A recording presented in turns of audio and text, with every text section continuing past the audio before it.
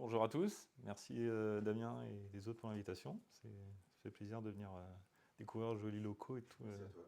Ce quartier-là de Cesson, je ne connaissais pas encore.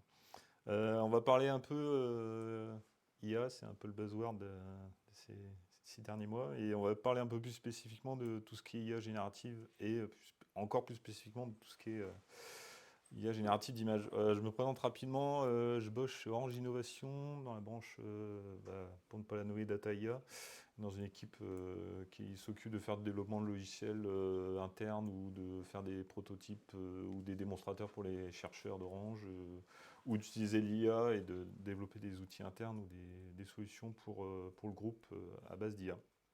Et je bosse, moi, que des techno-web dans tous les contextes, mobile, etc., desktop. Et puis à côté de ça, je suis un peu indie hacker sur quelques projets. Je maintiens un peu d'open source aussi. Voilà, c'est le dernier projet sur lequel je bosse à côté. Là, ceux qui jouent au Palais Breton, je suis en train de refaire un jeu là, qui va sortir là, dans les prochaines semaines, prochains mois.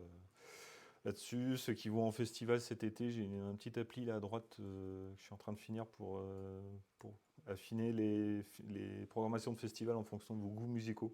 Vous les branchez à Spotify, Deezer ou Apple Music et ça vous dit éventuellement les artistes qui peuvent éventuellement plus vous plaire que d'autres. Un petit disclaimer avant d'avancer. Ce que vous allez voir là, ce que je vais vous expliquer, c'est ma vision de développeur et de technicien. Je suis pas data scientist, moi, à la base, je suis pas formateur. Je suis pas formé pour ça. Je bosse avec tous les jours. On est habitué à utiliser des modèles, à les prendre, à taper sur des API, à avoir des résultats derrière. Mais souvent, c'est des boîtes noires. Souvent, il y a plein de choses derrière. Souvent, c'est un peu mal expliqué ou mal compris dans l'écosystème ou de manière c'est un peu galvaudé, pour ne pas le citer, ChatGPT par exemple. Si on ne sait pas comment ça fonctionne derrière, on peut vite se faire piéger par la magie du modèle, alors qu'au final, il n'est pas capable de raisonner pour un sou. Et je ne troll pas, c'est pas une blague, hein. Et puis il y a certains sujets dans le talk que j'ai pas eu le temps d'évoquer, mais on pourra en discuter après si besoin. L'idée, c'est qu'on fasse un petit rapide sur un peu l'overview, d'où on vient et qu'est-ce qu'on entend par génération d'images avec de l'IA. Et on verra après derrière, on va rentrer un peu dedans, savoir comment ça fonctionne derrière. On verra à peu près, après l'idée c'est de sortir un peu et de voir un peu tout ce qui se fait actuellement en termes d'open source dans le domaine. Et après des petits exemples de produits B2B, B2C qui ont été basés là-dessus et qui sont assez bluffants ou flippants. Et puis, au-delà de ça, que ce soit l'IA générative d'images ou d'autres, et de manière plus globale, tout ce qui est IA, on voit bien que depuis des mois et des mois, ça a des impacts sur certains business et une manière globale dans la société. Donc, on va parler un peu de ça aussi, et puis des petites perspectives éventuellement derrière. Alors, qu'est-ce qu'on entend par IA générative ou génération d'images avec de l'IA? Faut savoir qu'au début, la définition là, officielle que j'ai mise là, de Wikipédia, c'est une œuvre d'art qui est éventuellement créée avec l'interventionnisme d'une intelligence artificielle. Donc il y a quand même une notion, pour l'instant, ou généralement pas contributeur, mais je veux dire de donneur d'ordre, on pourrait dire ça comme ça, c'est dessine-moi ce tableau-là, où il y a quand même une notion de volonté de départ, et après il y a l'intervention d'une IA là, qui vient générer un peu tout ça. C'est pas nouveau. En 1973, il y a un artiste qui s'appelle Harold Cohen qui avait commencé déjà à essayer de poser les bases de développer un outil, un logiciel. Alors à l'époque, c'était à notre échelle, c'était il y a très très longtemps, qui permettait de dessiner des choses. Et il avait commencé un peu à poser les briques d'avoir un programme qui pourrait lui dessiner des œuvres d'art. Après, à savoir qui est derrière, qui on peut dire, qui est l'artiste, est-ce que c'est lui ou est-ce que c'est l'algorithme, etc. C'est encore d'autres sujets, mais voilà, s'est déjà rendu compte que en écrivant, en s'inspirant et en essayant d'utiliser ce qui était dispo à l'époque, il y a déjà possibilité de dessiner, de générer des œuvres d'art et de l'IA. Ou en tout cas avec un programme informatique, c'était plus la base, c'était un peu ça. Et après, il y a eu un gros bond et la partie un peu. Ce qui a permis de faire décoller un peu tout le domaine, et que ce soit sur le fond, les modèles, et puis après sur tout le secteur, on va le voir après, c'est d'avoir à dispo un dataset super conséquent, 14 millions d'images à noter pour pouvoir entraîner et commencer à créer des modèles en utilisant ces images-là derrière. Après, en 2014, il y a un premier réseau de neurones là, qui s'appelait Generative Adversarial Networks, on le verra un petit peu tout à l'heure, qui permettait de commencer à utiliser ces datasets-là et commencer à créer des premiers modèles, des réseaux de neurones qui peuvent essayer de commencer à générer des images derrière. Et puis, depuis 2015, là, et puis l'explosion en 2021 de toutes les autres stacks et toutes solutions, voilà, il y a de plus en plus de modèles, d'outils et principalement de modèles open source ou fermés qui permettent de générer de l'image et de la vidéo. On verra après aussi à base de on va le voir, des prompts ou des choses qui sont un peu guidées derrière. Ce décollage, on le voit aussi généralement dans plein de domaines en étudiant le nombre de papiers de recherche qui sortent sur les plateformes. Si vous voyez là en 2022, 2021, ça a explosé parce que voilà, les chercheurs sont emparés du sujet. Il y avait du matériel, de la donnée à dispo pour commencer à travailler un peu plus sérieusement là-dessus. Il y a aussi l'explosion et la mise à dispo, ça ne date pas d'il y a 2 ans, mais petit à petit, de tout le matériel aussi, de pouvoir entraîner ces modèles-là sur du matériel qui est beaucoup plus rapide et qui permet de faire des entraînements qui sont beaucoup plus rapides que des jours ou des semaines entières, et de faire avancer un peu le sujet, et le domaine et les modèles derrière. Alors quand on rentre un peu à l'intérieur comment ça fonctionne ces briques-là, il y a l'idée reste un peu ce qu'on avait vu au départ avec l'artiste anglais là. Il y a une ligne directrice à donner à l'IA et après elle va vous générer une image derrière. Donc l'idée simple c'est on donne une description plus ou moins simple ou plus ou moins poussée suivant le modèle que vous allez utiliser, suivant comment il a été entraîné, suivant comment les données et les photos qu'il a utilisées ont été annotées aussi pour pouvoir faire un matching, on le verra après derrière. Là, je lui dis, dessine-moi un skater qui fait une figure en l'air, avec un skatepark en tâche de fond, en grand angle, rendu ultra photoréaliste, avec éventuellement un bokeh un peu de flouté sur une optique de 85 mm, haute résolution, etc. Et tout ça pour permettre de guider éventuellement la boîte magique pour nous sortir après derrière des images qui d'un premier abord, ça rend super bien.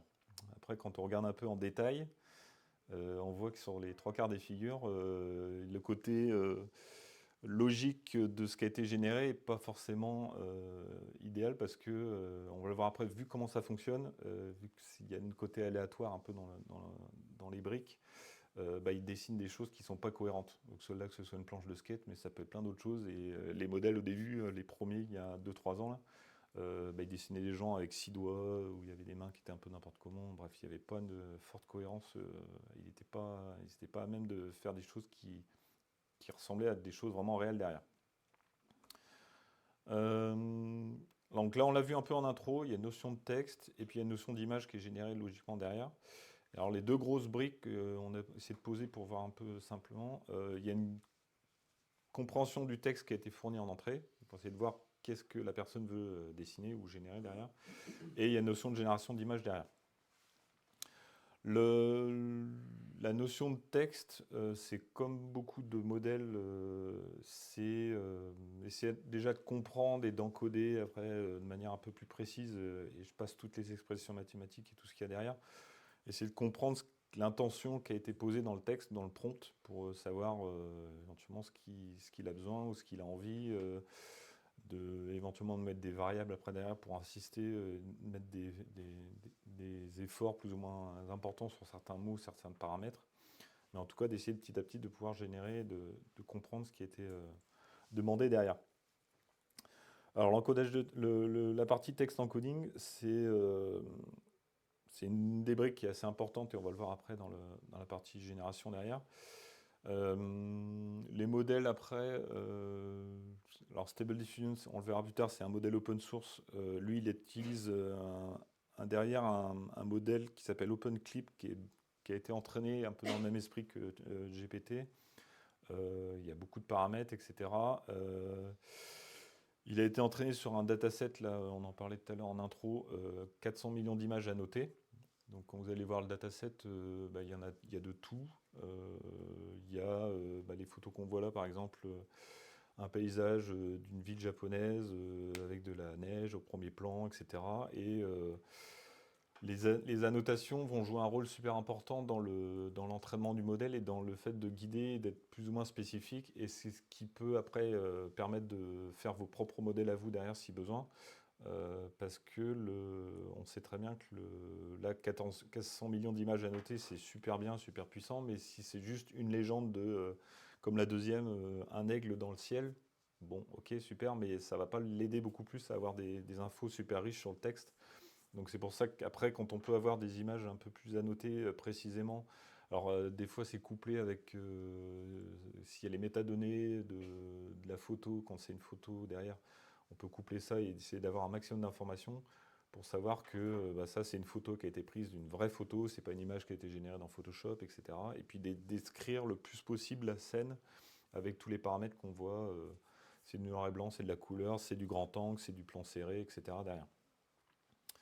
Et tout ça, après, derrière, la relation légende et image va permettre d'entraîner la partie encodage de texte, où en lui disant, on prend une image, on prend une légende, et lui, après le modèle, on va essayer de l'entraîner pour qu'il génère des poids et qu'il arrive à trouver une corrélation entre je te donne une image, génère-moi une légende, et puis on va essayer de voir entraînement classique d'un modèle, hein, est-ce qu'il se rapproche de ce que c'était prévu d'avoir en légende ou pas, et puis après on va le corriger petit à petit pour qu'il arrive à avoir quelque chose qui est cohérent derrière avec prédiction, bon, pas bon, et puis après l'entraînement et du renforcement, on va dire derrière. Voilà, la partie renforcement, l'image qu'on avait est bonne, ce qu'il avait généré était bon ou pas bon, et après on lui redit, reprends-le ou corrige-toi un peu de ce côté-là. C'est du classique sur tout ce qui est entraînement de modèle dans le machine learning. Donc ça, on a déjà la première brique. On a un modèle, en tout cas on a une partie du modèle qui sait que, en fonction d'un texte, va pouvoir générer des embeddings ou en cas des poids, des représentations, des paramètres qui vont permettre éventuellement de fournir ces infos-là à une autre brique derrière. Et après, le plus gros, c'est logiquement la génération d'images. C'est du coup se dire, la magie, elle fonctionne comment? Comment ça se fait que à partir d'un texte, on arrive à récupérer quelque chose qui est cohérent et qui correspond à ce qu'on a demandé, en fait. Il y a plusieurs approches au fur et à mesure des années qui ont été développées. Alors, j'en ai parlé au début, là, les GAN, il y a eu deux, trois autres modèles, deux, trois autres approches après derrière. Et celle qui a le vent en poupe depuis là et qui explose un peu tout, c'est la notion de modèle de diffusion. On va le voir après derrière, d'essayer petit à petit d'ajouter du bruit ou de l'enlever sur une image à partir de rien et de petit à petit converger vers quelque chose qui est cohérent et qui est graphiquement correct, quoi. Alors les modèles de diffusion, il y a deux fonctionnements. C'est des modèles qui sont entraînés dans deux sens. Il y a un premier sens qui est assez simple à comprendre, c'est du coup, on l'entraîne à rajouter du bruit sur une image qui existe déjà. Donc là, on le voit, une image d'un cuisinier là, avec des légumes. On lui dit, bah, rajoute-moi du bruit sur cette image-là, avec un tel niveau, une telle force, etc. Et puis après, on récupère une image beaucoup plus bruitée derrière. Et déjà, ce process-là va permettre d'avoir, on va dire, une première partie de l'équation, une première partie de la magie de la brique derrière, quand on voit un peu petit à petit comment ça fonctionne. Parce qu'au final, ces briques-là, comme d'autres, en fait, quand vous utilisez DALL-E ou Midjourney, etc., en fait, vous tapez le prompt et puis vous attendez un peu et boum, vous récupérez le résultat final. Et vous n'avez pas les étapes entre les deux et du coup, c'est vrai que on se demande mais comment ils font. Et là, vous allez avoir un peu les coulisses de comment ça mouline un peu derrière.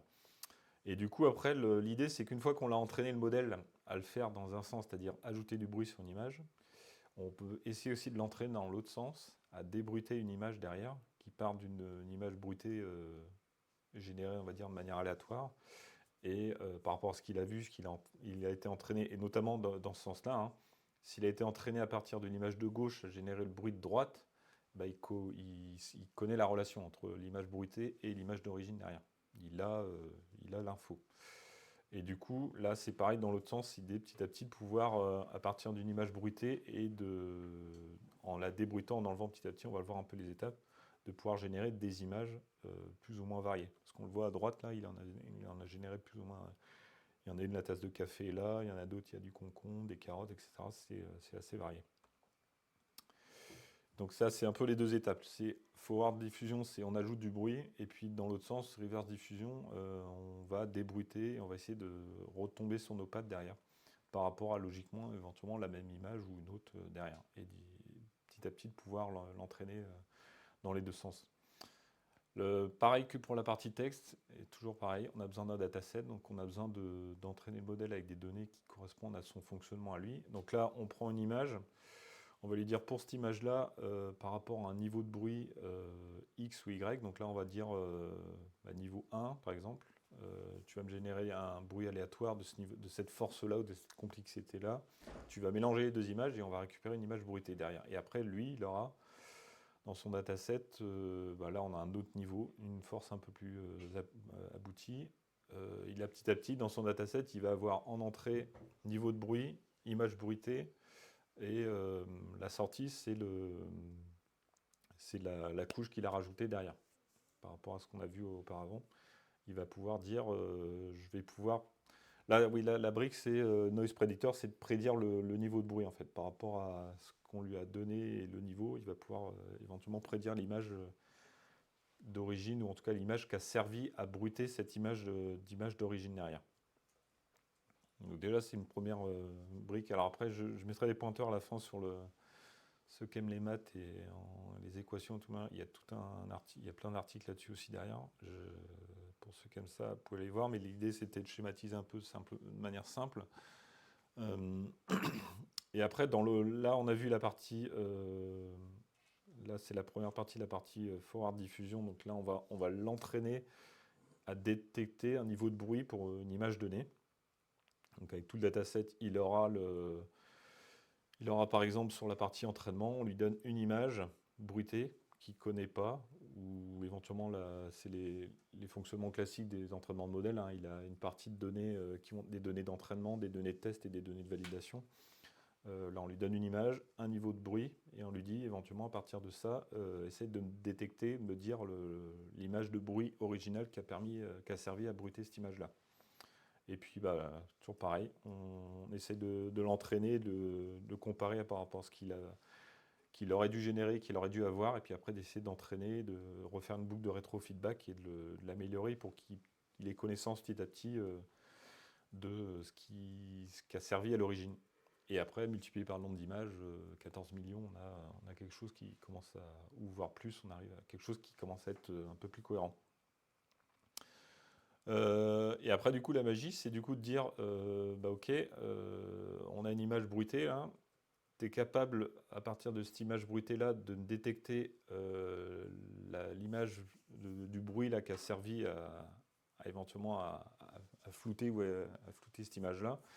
Et du coup, en prenant cette image-là, en faisant une soustraction, petit à petit, on arrivera à soustraire et à entraîner, à le faire dans l'autre sens derrière. La partie reverse, c'est un peu ça. C'est de l'éduire par rapport à une image d'origine, un niveau de bruit éventuellement, et une image de départ, tu vas pouvoir petit à petit, en faisant la soustraction, commencer à débruiter l'image et à savoir un peu éventuellement où on va retomber sur nos pieds. Ouais, c'est plutôt ce schéma-là. On a une image de départ, on sait qu'on a ce niveau de bruit-là, on a prédit que c'est cette image-là, éventuellement, de départ qui a servi à bruiter la photo. Et en faisant la soustraction de la première et de la deuxième, on retombe sur cette image, l'image numéro 1 là. Et après, on rebolote, on recommence. Et c'est pour ça que dans Stable Diffusion ou d'autres mid-journée, on a la notion de step qu'on peut paramétrer pour le dire, tu vas le faire en 3 étapes ou en 10 étapes derrière. Et plus ou moins d'étapes et plus ou moins de paramètres, ça va l'aider à avancer derrière. La remarque importante, c'est que là, on ne sait pas ce qu'on génère. On part d'une image de départ complètement aléatoire, avec un bruit complètement aléatoire, puis petit à petit, nous essayons de détecter la notion de pixels, les positions, etc. On ne sait pas ce qui va sortir derrière.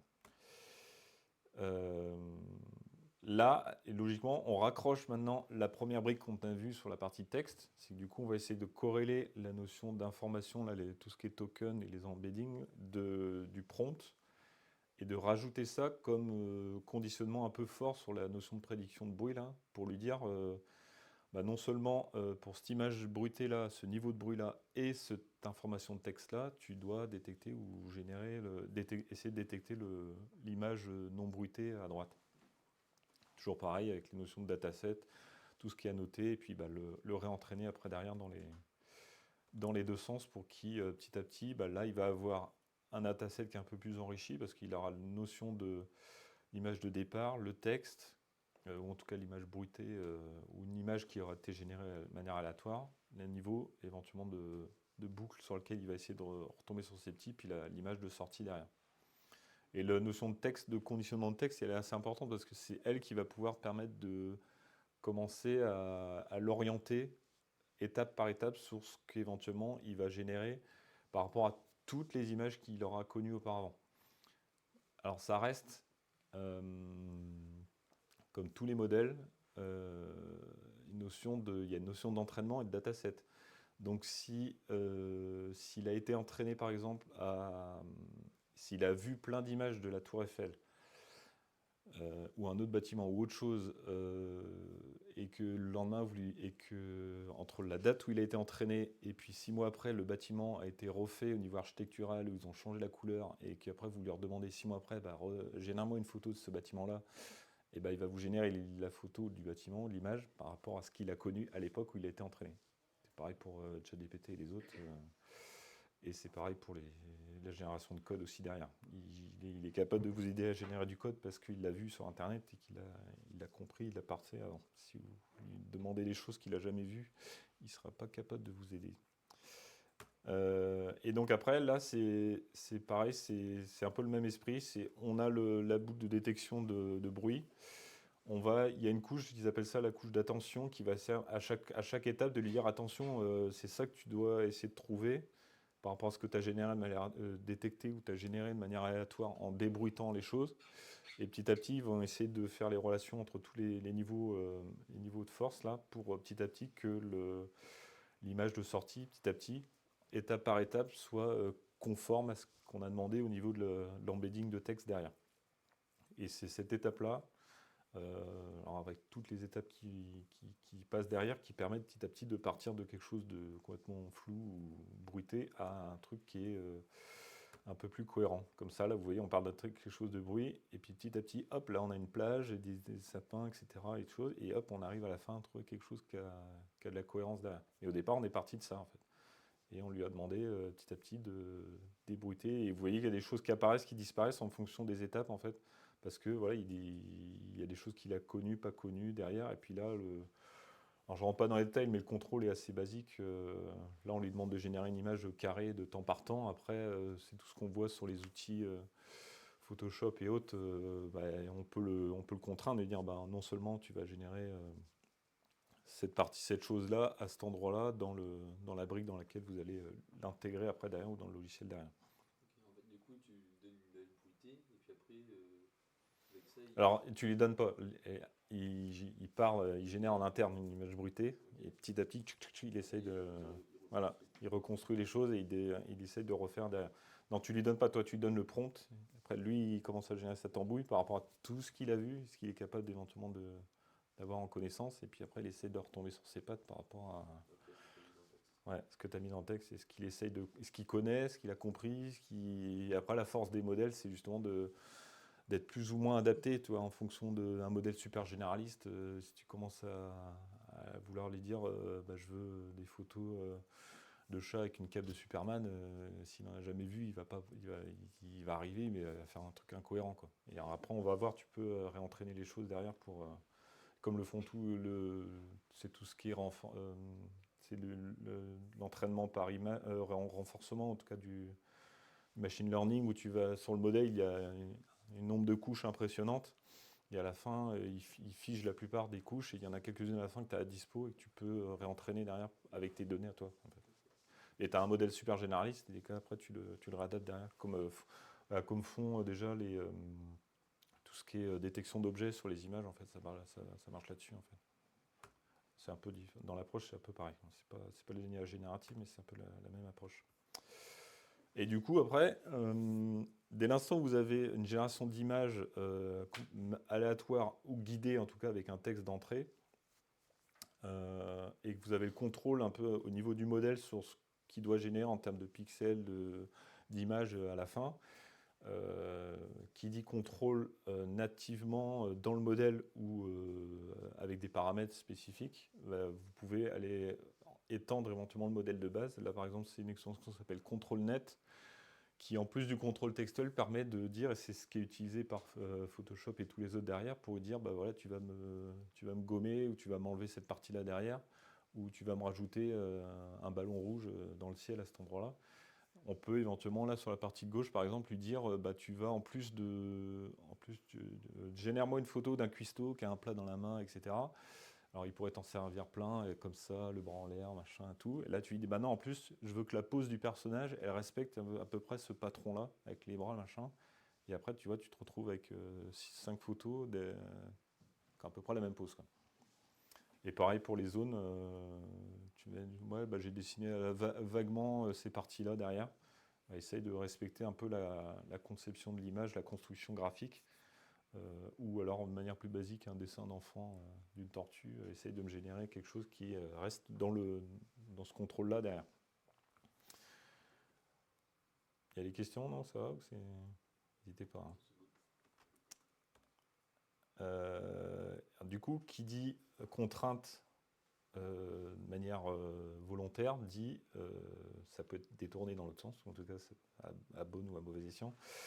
Là, c'est pareil, tu dis j'ai une photo, dessine-moi un chat, ok. Il dit bah non, dessine-moi un chat avec le style de Manet, etc. ou autre impressionniste, etc. derrière, et puis tu te retrouves avec une photo ou un dessin qui, voilà. Il a essayé de s'inspirer de ce qu'il comprenait dans la notion de dessin et de ce qu'il a vu de tous les tableaux de Manet, et puis après de dessiner quelque chose qui s'en approche le plus possible, quoi. Pareil, il met du bleu dessus et puis. Bah non, là, il va essayer dans tous ces milliards de paramètres, d'essayer de retrouver ceux qui correspondent à. Il a mis Manet, donc il va essayer d'avoir des correspondances, il va essayer du coup de générer de reprendre, tu vois, il reprend les côtés crayon un peu orange, machin, tous ces trucs-là. Alors après, c'est fonctionnement derrière, c'est tout ce qui est tous les paramètres, etc., toute la tambouille, mais l'esprit, c'est ça, c'est de savoir. Mais si tu lui demandes de générer un chat avec le style d'un artiste américain qui vient de sortir il y a 2 semaines et qui est en train de cartonner et qu'il n'a pas vu, il ne pourra pas. Là, c'est pareil. Alors du coup, on a tous compris, là, c'est le paradigme, soit il y a une boîte commerciale, ou soit c'est les gros GAFAM qui vont nous sortir des gros modèles, ou d'autres boîtes pour ne pas les nommer, et qui vont faire des modèles fermés, ou alors on a l'open source qui peut permettre aussi d'avoir des choses qui sont un peu plus à dispo pour faire ses propres modèles derrière, ou en tout cas réutiliser un peu tout ça derrière. Alors le plus connu s'appelle Stable Diffusion. Il y a certes une boîte derrière, mais il est quand même open source et mis à dispo assez régulièrement, qui permettent de faire votre entraînement sur mesure, et avec vos propres photos à vous, on va le voir des cas d'usage après derrière, pour éventuellement dessiner ou générer vos propres photos après derrière sur des contextes, on va le voir, un peu spécifiques ou pas. Puis vous en avez d'autres qui sont assez connus, Dali, Midjourney, Adobe, là, et tous les autres, petit à petit, ils ont logiquement embarqué dans leur suite logicielle, que ce soit Adobe ou d'autres, hein, tous les éditeurs de logiciels graphiques, cette notion d'IA générative pour combler ou essayer de rajouter. On a une question sur le Ouais, live LinkedIn. ouais. J'ai cru voir dans une slide que l'IA se basait sur 450 millions d'images annotées. Ouais. Ces images qui lui sont fournies ont été annotées par l'humain. Ouais. Comment ont-ils procédé? Eh ben, c'est la magie comment ils appellent ça, AWS, ils ont un service pour ça, là, Manical Turk. Ouais, des Manical Turk, en quoi tu demandes à des gens qui sont dans d'autres pays, en Inde, donc je sais pas trop où, et qui font des trucs un peu mécaniques à la chaîne. Donc en fait, ils voient une image, ils expliquent ce qu'ils voient, ils rajoutent le texte, et puis suivant. c'est hélas fait à la main. Et alors après, il y a certains trucs qui peuvent t'aider, il y a des plateformes qui peuvent permettre éventuellement de les guider, mais il y a quand même une intervention humaine pour annoter toutes ces images-là et puis rajouter les légendes derrière et tout. Ouais, ouais, donc si vous avez des tâches des fois rébarbatives à faire sur des gros projets et que vous n'avez pas envie de machin, il y a des services d'Amazon pour ça, pour dire bon bah il va falloir que les gens ils fassent ça, donc ils prennent le fichier, ils ouvrent le ceci, machin, fois 200 personnes, et puis vous avez votre truc qui est fait en 3 jours plutôt que 3 mois si c'était fait par une personne toute seule, quoi. Donc ouais, il y a quand même un interventionnisme humain sur la création du dataset derrière, quoi. Là, on va voir quelques exemples de produits B2B et des projets un peu artistiques sur justement l'usage un peu de tous cette brique-là, ou en tout cas qu'est-ce qu'on peut en faire de bien ou pas bien après derrière. Le premier qui est assez marrant à faire, c'est un indie hacker, il est suédois ou je sais plus sa nationalité, il est super connu dans l'écosystème Twitter. Peter Levels, lui, il a sorti une appli qui permet en fonction de... Donc là, c'est un premier cas d'usage d'entraînement sur mesure d'un modèle de génération d'images. Vous lui envoyez une dizaine de photos de vous, de selfies, plan serré, plan large, de gauche, de droite, etc. et tout, dans différents contextes éclairés, moins éclairés, avec des trucs de vent derrière. Et il vous garantit que sous 30 minutes, vous allez pouvoir récupérer un modèle qui sera custom pour vous. Et vous pouvez générer, après, il y a tout un tas de prompts à dispo dans son interface qui permettent d'avoir un style Iron Man, ou même un style un peu plus professionnel comme on a là, style Tinder pour avoir vos photos d'avatar, machin, bref, il y a tout plein de trucs. Et c'est vous qui êtes dessiné derrière, c'est pas lui, c'est pas le gars random ou le gars qui n'existe pas, bref, c'est un cas d'usage qui peut être intéressant derrière. Vincent, est-ce que tu as moyen Ouais. de savoir dans ce cas-là si la photo, imagine, on ne connaît que la photo de droite. T'arrives comme ça, le mec tu l'as jamais vu ni d'Adam. Ah oui, détecter que ça a été généré là. Ouais. Voilà, c'est de plus en plus compliqué. Ouais.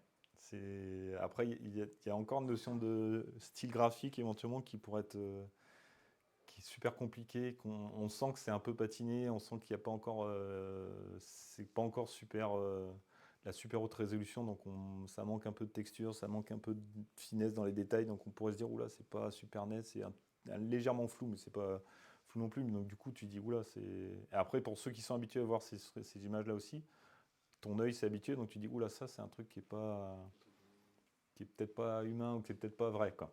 Mais c'est de plus en plus réaliste. Ouais. Du coup, petite question pour aller un peu plus loin là-dessus. C'est par exemple quand tu fais de l'encodage, genre tu as une image en haute résolution, si tu la réencodes en JPEG ou des trucs comme ça, Ouais. tu vas toujours avoir un peu d'artefacts, des trucs comme ça qui te permettent de détecter s'il y a eu de la compression sur l'image ou si c'est une image qui a été éditée. Dans ce cas-là, est-ce que tu peux imaginer, c'est peut-être pas quelque chose qui existe à l'heure actuelle, mais justement d'avoir des... Alors il y a des garde-fous là, il y en a certains là, dans les modèles fermés qui rajoutent ces garde-fous là. Alors, des choses qui ne sont pas détectables, mais comme c'était le cas sur les tags de vidéo, je ne sais plus comment ils faisaient ça, mais ouais, il y a des endroits où des mouvements de pixels, je ne sais pas trop comment ils font ça pour dire allez, éventuellement ça c'était détecté ou pas, quoi. Mais après, oui, on va le voir, il y a le risque que oui, ça puisse.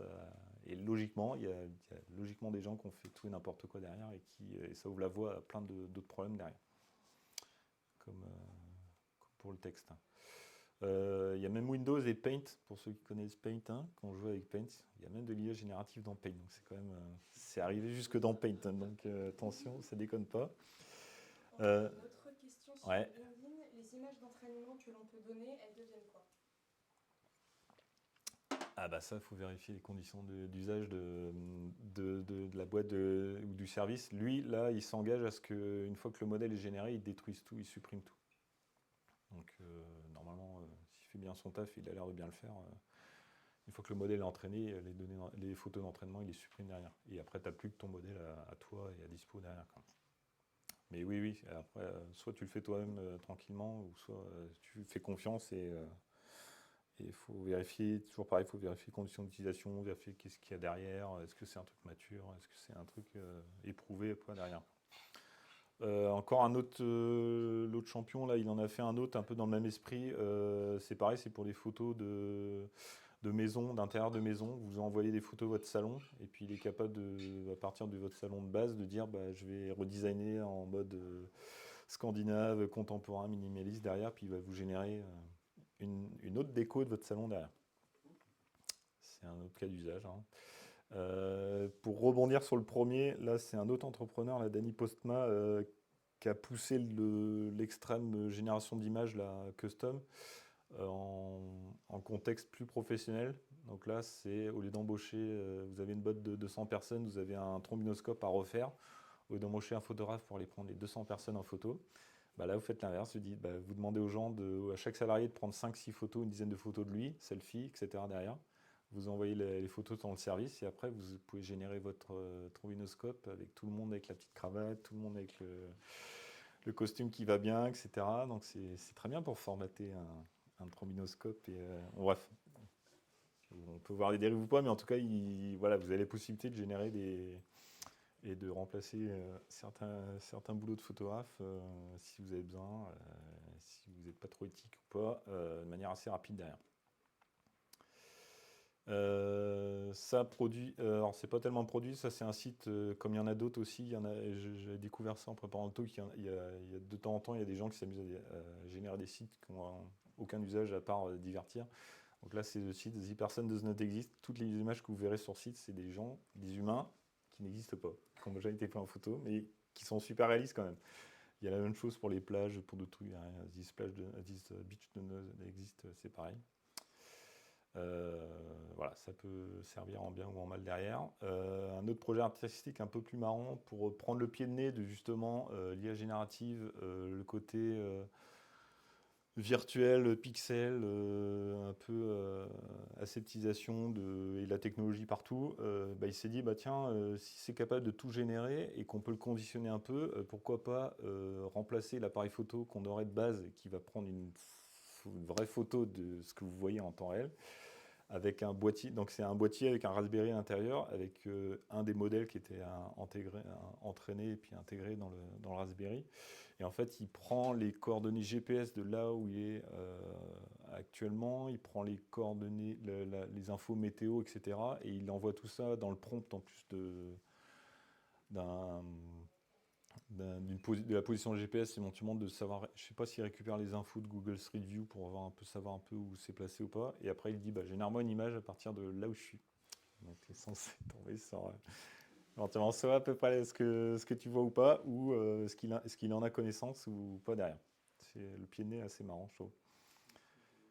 Il y en a un autre un peu plus rock and roll, c'est pareil pour faire des prises de conscience à l'échelle de la société. C'est un site qui est censé faire croire aux gens qu'on peut dénuder les gens. Donc vous prenez quelqu'un en photo et puis vous l'envoyez, et puis c'est censé dénuder la personne derrière.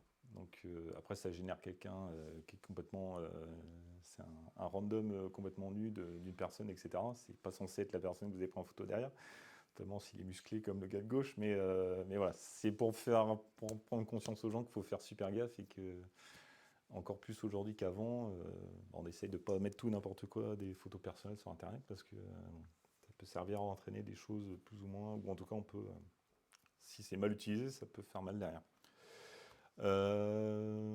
Là on va voir un peu la partie justement par rapport au premier exemple qu'on a vu juste avant, l'impact un peu sur certains business et au niveau de la société, qu'est-ce que ça peut avoir. Le premier, le plus connu, c'est fake news, hein. Vous l'avez peut-être tous vu passer, cette photo-là, la photo du pape en mode Didi, là. Voilà, si ça passe dans votre feed Twitter ou autre machin, que c'est affiché en 300 par 300 et que c'est pas en haute résolution dans un magazine, etc., et que ça passe super vite, on peut se dire waouh, au premier abord, si on fait pas attention, voilà, ça peut inconsciemment jouer sur et c'est déjà le cas cette année avec toutes les élections qu'il y a dans le monde. Voilà, il y a plein d'IA qui sont en train de générer des fausses photos, des fake news ou fausses photos de tel candidat parce que les politiques, plutôt que d'aller dans le fond, ils préfèrent aller sur des formes un peu basiques comme ça. Voilà, les photos qui sont utilisées par la presse ou qui pourraient être utilisées de mauvaise manière.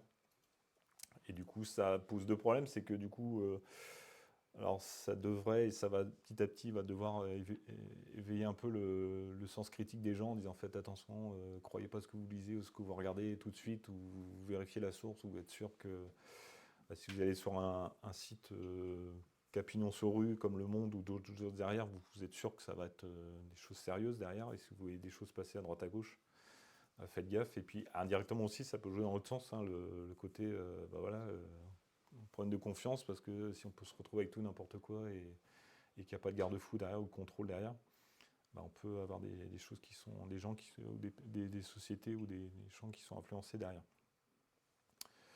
Il y a l'industrie du jeu vidéo aussi qui commence à pas mal être bousculée. Alors bousculée, c'est toujours pareil, hein, le terme, on remet un peu en cause, c'est toujours le drapeau rouge qui est sorti par certaines personnes à raison, hein, de dire voilà, on va perdre notre boulot, etc. derrière. Là, c'est plus que ça va aider certaines personnes à soit aller plus vite dans des étages un peu rébarbatifs qu'ils faisaient depuis des années dans leur domaine, et certes, ils aiment leur domaine, mais voilà, il y a des choses qui sont un peu compliquées à faire. Là, par exemple, les jeux vidéo, tout ce qui est texturing de modèles, etc., certes, il y a des créatifs derrière qui font des superbes choses, etc. derrière. Mais là, ça peut les aider aussi à générer des choses beaucoup plus rapidement. Ils ont un modèle 3D, ils ont un texturing de personnages à faire, là, ils peuvent le générer assez rapidement derrière. Et puis les métiers créatifs au sens large, on va le voir après aussi derrière. L'idée, c'est de les aider à aller plus vite sur certaines choses et puis de ne pas les remplacer non plus, comme pareil pour les développeurs.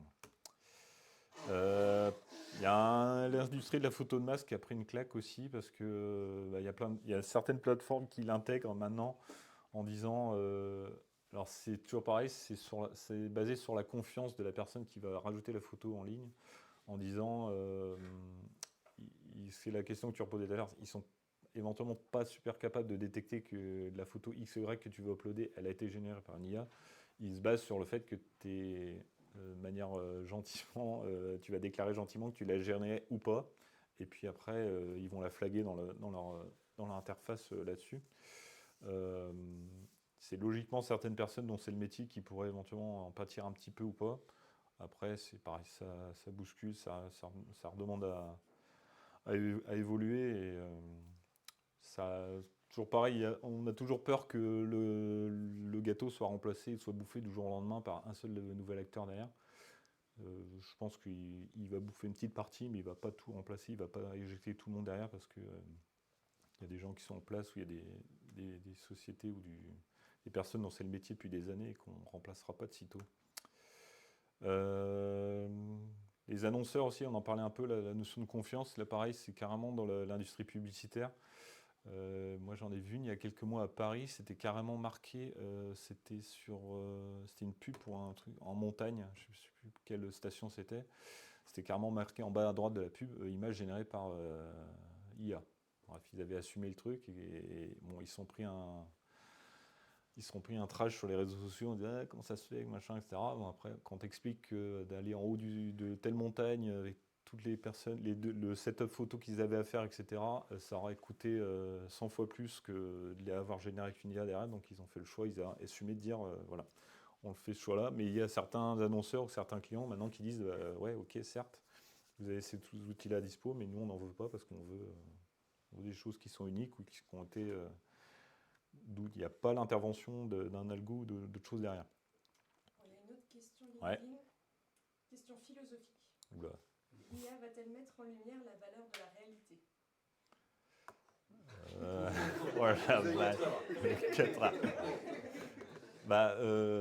Oui, j'ai l'impression encore plus, parce que du coup, j'en parle un peu après derrière, la notion alors c'est pas de réalisme, c'est d'humanité, en fait, de choses qui sont des choses qu'on a du mal à éventuellement à générer de manière virtuelle. Ça va être on aura beau avoir des photos ultra réalistes, il y a des notions d'émotion, et j'en parle après, que j'ai l'impression qu'on n'arrivera jamais à totalement remplacer et pouvoir utiliser derrière, pouvoir dire ouais, j'ai fait toutes les photos de mon mariage avec une IA, alors qu'il n'y a pas de photographe, mais on est tous. Il y a un gars qui a essayé de lancer ce service-là. Vous envoyez des photos de toi et de ta femme, ou toi et de ton compagnon derrière, et puis vous pouvez récupérer après les photos du mariage. En disant ouais, on a la cérémonie, on est là, machin, etc. Alors je crois que il a serré que sur les photos de couple en disant voilà. D'accord. Mais bon, Tous les invités, tout ça. ouais, non, c'est que les photos de couple, mais bon, ça reste. Tous leurs photos. Ouais. Ouais, c'est au-delà de ça, hein, c'est toutes les IA aussi derrière et tous les problèmes que ça peut avoir, hein. Donc il y a la partie réseaux sociaux aussi, on en a parlé, j'en ai parlé un peu avant aussi, hein, tout ce qui est deepfake, revenge porn, etc. Tout ce qui est notion de trouble ou de sentiments et de ce qu'on peut avoir en voyant certaines images ou certains faits, etc.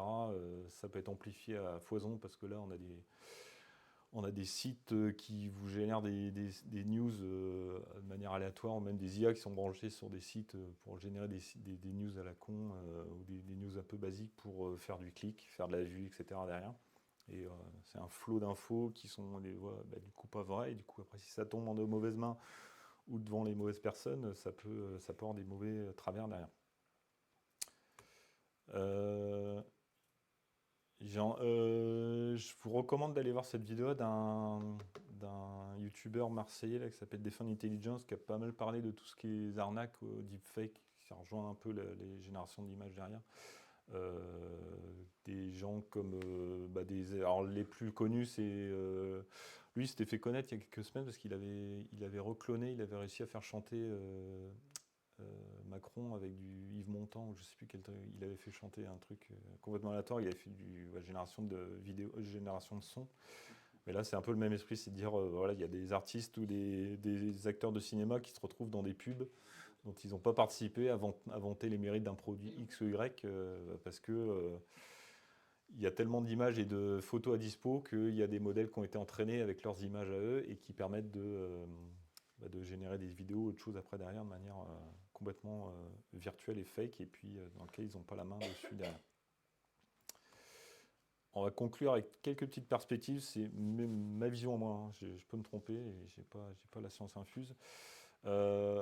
Est-ce qu'on est ou pas? Alors Gartner, ils peuvent être bons ou pas bons à prédire l'avenir ou pas en fonction des tendances et des cycles, hein. Le cycle de Gartner, c'est, pour ceux qui ne connaissent pas, c'est des technos qui sont dans le premier step d'innovation où ça déchire tout, c'est trop bien.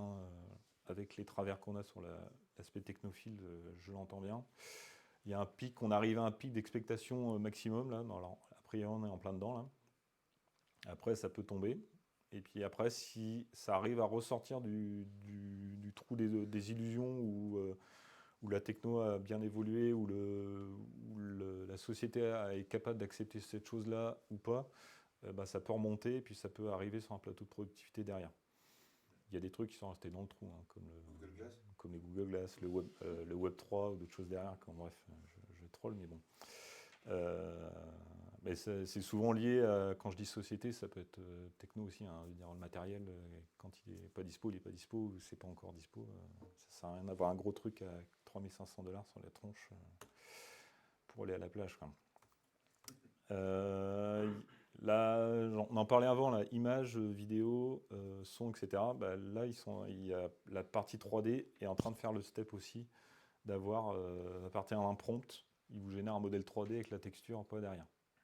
C'est toujours pareil, faut qu'il ait été entraîné avec des millions de modèles 3D annotés, avec toutes les infos derrière, et puis tout ce que ça contraint, mais pour des gens qui ont des trucs à faire assez rapidement et qui n'ont pas de grosses exigences petit à petit, et ça va s'améliorer de plus en plus. On peut, pareil, aller rapidement dans des setups qui sont assez cool de ce côté-là. On s'en doute bien, que ce soit génératif d'images ou texte ou autre, derrière, ça accélère pas mal de choses qui n'étaient pas encore possibles auparavant parce qu'on n'avait pas la partie techno pour les entraîner, on n'avait pas les modèles qui étaient dispo, on n'avait pas tout ça, et qui du coup ça explose maintenant parce que le contexte techno est dispo pour accueillir, on fabriquer ces choses-là derrière. Ça bouscule avec perte et fracas ou pas certaines industries. C'est un mal ou un bien, ça dépend de quel côté on est, hein. Si on est dedans ou pas, ça fait plus ou moins mal et c'est un peu moins agréable. De toute façon, j'ai envie de dire, ça pourrait être vu comme une autre révolution. Il y en a qui parlent d'une nouvelle révolution industrielle comme l'était avant Internet ou d'autres choses, l'écriture ou encore autre chose avant. Ça peut être vu comme ça aussi. C'est toujours pareil. Après, est-ce qu'on accepte le changement ou pas? Il y a certains métiers qui se réinventent, d'autres disparaissent, d'autres qui apparaissent. Il y a des prompt engineering, il y a des emplois de prompt engineering maintenant sur LinkedIn ou d'autres derrière où tu peux te payer je sais pas combien à maîtriser toutes ces technos-là et arriver à générer des superbes images ou d'autres choses derrière tous les jours. Là, c'est comme tout, il faut être capable d'accepter un peu de se faire bousculer ou d'avoir des choses qui viennent soit nous remplacer, soit nous aider, soit nous challenger un peu.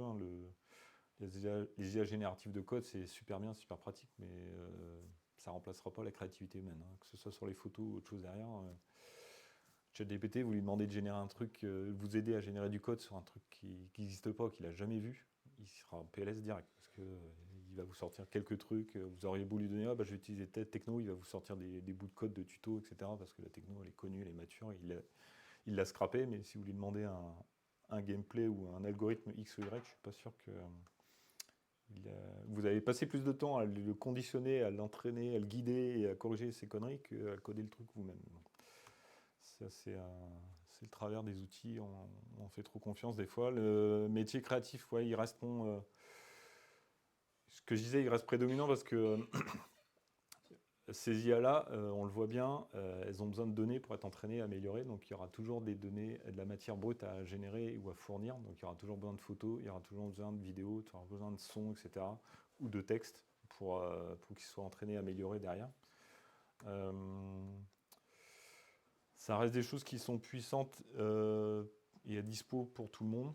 Technophile ou pas, j'en ai pas parlé, mais il y a certains services sur la partie machine learning, notamment Google, ils avaient fait, j'ai plus le nom en tête, mais ils avaient fait un outil en ligne pour faire de l'entraînement du machine learning, vraiment pour les artistes ou des gens qui sont pas technophiles et qui n'ont pas envie d'ouvrir un terminal.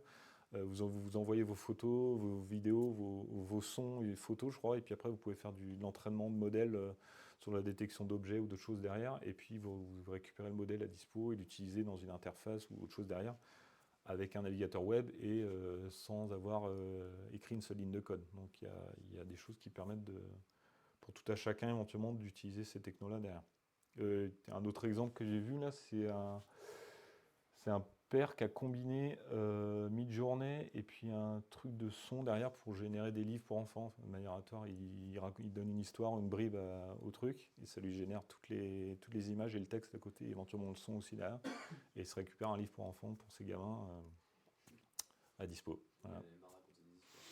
Non, il les raconte quand même à ses gosses, mais au moins, il pourra dire, soit tu fais vivre les éditeurs, soit tu t'édites toi-même. Bon, bref, et là, c'est le côté un peu, on a dispo tout ça, il faut juste avoir l'idée et puis mélanger les briques après derrière.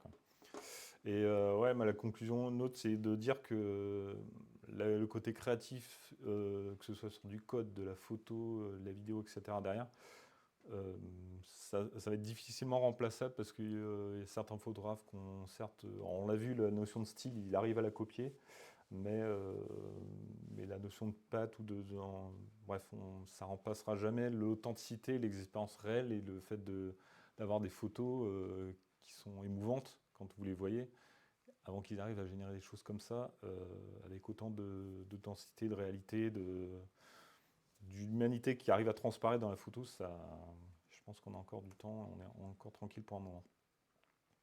Je vous ai mis quelques pointeurs, après je partagerai les slides si vous voulez voir un peu, si vous aimez bien les maths, vous pouvez aller voir comment ça fonctionne derrière.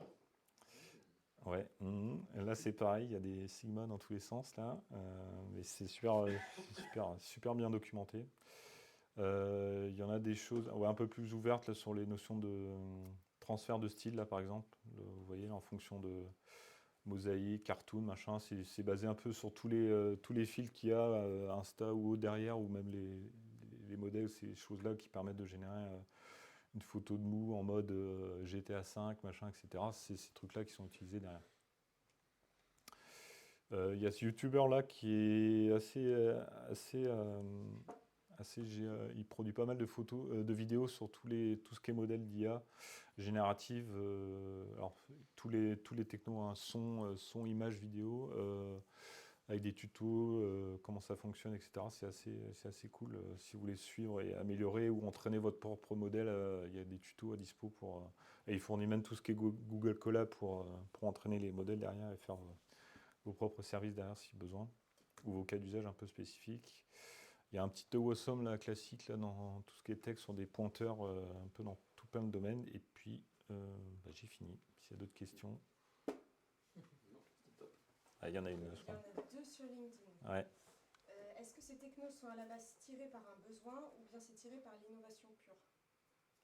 Je pense que c'est plus l'innovation pure, le fait qu'on a des datasets à dispo, on a des chercheurs qui ont travaillé sur des modèles et qui ont de la ressource GPU, qui sont capables de générer, d'entraîner ces choses-là beaucoup plus rapidement qu'avant, il y a quelques années. Et là, aujourd'hui, vous pouvez le faire vous-même sur votre ordi avec le bon GPU ou le bon matériel. En une demi-heure, c'est fait, hein, quoi. Voire même plus. Quoi.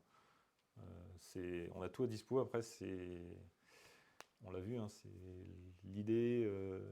Est-ce que vous avez l'idée? Puis est-ce qu'il y a la brique techno à dispo? Est-ce que vous êtes technophile ou pas? Ou est-ce que vous connaissez quelqu'un qui est technophile et qui va vous le faire? Ou il y a le service qui va vous permettre de faciliter la tâche ou pas? Et après, qu'est-ce que vous en faites en bien ou en mal, quoi. Mais ouais. Alors j'ai encore 2 questions. Ouais. Quel impact énergétique de ces modèles? Ah bah là, c'est le travers de l'IA, hein, c'est que sur la partie entraînement, ça coûte, ça peut vite commencer à coûter. Je ne sais plus le chiffre que j'ai vu passer ce matin. Là, il parlait d'un verre d'eau par. Je ne vais pas dire de conneries, mais il commence là au niveau de l'État, il commence à essayer de créer un référentiel sur les bonnes pratiques en termes de consommation énergétique sur la partie IA aussi. Donc là, il y aura des chiffres et des corrélations, mais on sait très bien que ça coûte super cher et c'est super énergivore pour des fois des usages qui sont super discutables. Donc, mais bon, c'est pareil, hein, soit on légifère ou pas, soit. Hein. De mémoire, il y a Microsoft qui vient de publier ses résultats l'année dernière en termes environnementaux, c'est une augmentation de 23%, qui est presque entièrement explicable par l'utilisation de l'intelligence artificielle. Ouais. Et les générations liées. Ouais, s'ils n'avaient pas eu cette brique, s'ils n'avaient pas cette partie-là qui était arrivée dans leur scope, ils étaient bons au niveau des voyants au vert. Puis bah, là, ils vont repasser au rouge. Bon, ils vont relever les niveaux, on va faire. Mais ouais, c'est super critiquable. Et alors j'ai une autre question sur l'éthique. Ouais. Elle est un peu longue. Vas-y. Si l'IA est de plus en plus intégrée dans divers domaines, est-ce que l'utilisation croissante de l'IA risque de créer une inégalité entre les personnes et les organisations qui pourront se permettre d'acquérir les meilleurs modèles et celles qui n'auront accès qu'à des modèles de moindre qualité ou moins coûteux? Et comment peut-on envisager de réguler ou de limiter ces disparités pour garantir une utilisation équitable de l'IA? Bah, il y a plein de réponses. Le travers et le truc le plus dommageable, c'est que le business et l'argent conduit un peu tout au départ. Donc, et là, c'est la plus grosse boîte qui a le plus gros cash flow derrière, qui est capable éventuellement d'aller plus vite et d'écraser un peu les autres. À l'inverse, on a la chance en Europe d'avoir un continent très régulateur friendly, ou en tout cas critiquable ou pas. Hein. On essaie d'avoir les deux, hein, de pouvoir innover, de pousser des boîtes ou des champions de l'IA, que ce soit en France ou ailleurs en Europe, et en même temps de poser des contraintes pour réguler un peu tout ça. Et c'est un équilibre qui n'est pas évident entre tu contrains les gens à pas tout faire et tout n'importe quoi, et à côté tu auras toujours des gens, des technophiles ou des innovateurs qui vont pousser des choses. Et après, ces gens-là te répondront, nous on est juste là pour développer des choses, et puis après, si c'est bien ou mal utilisé, c'est plus notre problème, quoi. Je veux dire, après, c'est un peu la conclusion d'Oppenheimer aussi. Hein. Bon, voilà, il a fait ce qu'il a fait. Après, c'était pas. Est-ce critiquable? Est-ce critiquable, mais bon, ouais, c'est super compliqué. Et le problème, c'est que ça va de plus en plus vite, et que, comme aujourd'hui, on veut que tout aille de plus en plus vite. Quand on a des trucs étatiques comme l'Europe, où on est 27 à discuter, je pense qu'on va beaucoup moins vite que les États-Unis, où ils arrivent, ils explosent tout, ou la Chine ou d'autres, hein, parce que il y a des forces de frappe derrière qui sont hélas un peu plus rapides, quoi. Mais oui, et le côté un peu disparité, équité, ouais, il est un peu dommageable parce que, bah ouais, en fonction de ce que tu as, mais c'était déjà pareil sur la techno matérielle, hein, je veux dire, entre un petit téléphone et un téléphone de base, après tout ce qui est éthique et société, et c'est pas évident hein, parce que c'est critiquable sur plein de domaines. C'est moi, pareil sur la partie logicielle et matérielle, quand on me parle d'éco-conception logicielle, moi ça me fait un peu rire parce que les trois quarts du temps, quand tu regardes les conclusions, bah, arrêtez d'acheter ou de vendre un téléphone et de forcer les gens à changer leur téléphone tous les ans. S'ils le gardent 6, 7, 8 ans, bah là on sera plus clean sur le côté matériel et le côté un peu green de la tech. Mais comme tous les ans on sort des nouveaux modèles, comme tous les ans on force les gens éventuellement à changer, etc., ça contribue pas à ce que le cercle soit vertueux, même si le reconditionné et d'autres choses derrière ça explose et c'est normal. Mais dans l'inconscient collectif, il faut consommer, il faut faire tourner la machine, donc il faut acheter, il faut produire, machin. Et au bout d'un moment, on arrivera à des limites qu'on connaît tous, c'est que quand il n'y aura plus de quoi fabriquer des ordi ou des technos, des machins, des trucs, dans des dizaines d'années, il faudra qu'on fasse autrement, quoi. Voilà. C'est tout. Bon, merci. Merci. Merci Thomas. Bravo.